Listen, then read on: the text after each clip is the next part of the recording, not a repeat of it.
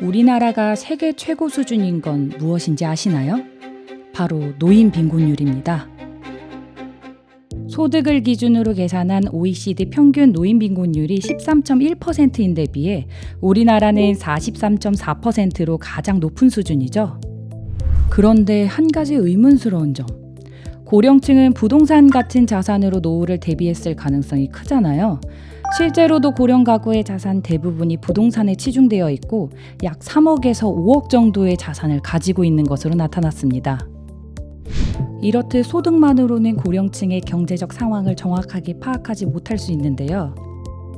이들의 자산까지 함께 고려해서 노인 빈곤 현황을 살펴보니 소득만을 이용해서 계산했을 때보다 노인 빈곤율이 감소했습니다.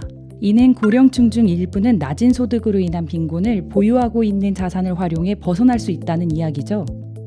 하지만 소득과 자산을 고려해도 우리나라의 노인 빈곤율은 여전히 국제적으로 가장 높은 수준입니다.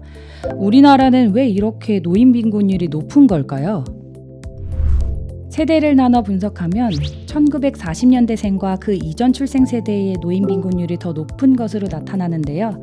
동일 연령대로 나이를 조정하여 비교해도 더 늦게 태어난 세대일수록 이전 세대보다 빈곤 문제가 덜한 것으로 나타났습니다. 현재의 높은 노인 빈곤율은 1940년대생과 그 이전 출생 세대의 높은 노인 빈곤율로 인한 것임을 알 수 있죠. 이와 같은 세대 간 차이는 자산을 추가로 고려하여 계산한 저소득 저자산 비율에서도 나타납니다.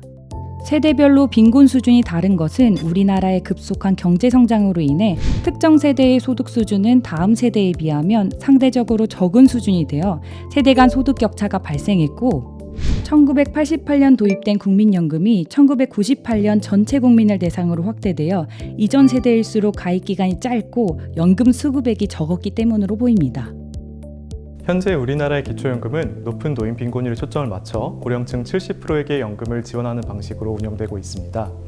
하지만 고령 인구의 증가와 상대적으로 덜 빈곤한 세대의 고령층 진입으로 인해서 사회적 필요 이상으로 재정 부담이 커질 것으로 전망됩니다.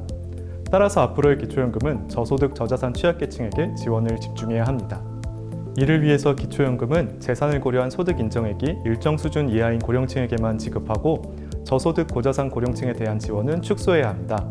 현재 초고령층인 1940년대생과 그 이전 출생 세대에 더 많은 지원을 하고 상대적으로 덜 빈곤한 1950년대생 및 그 이후 세대가 고령층에 포함되어 가면서 자연스럽게 기초연금이 축소될 수 있도록 해야 합니다.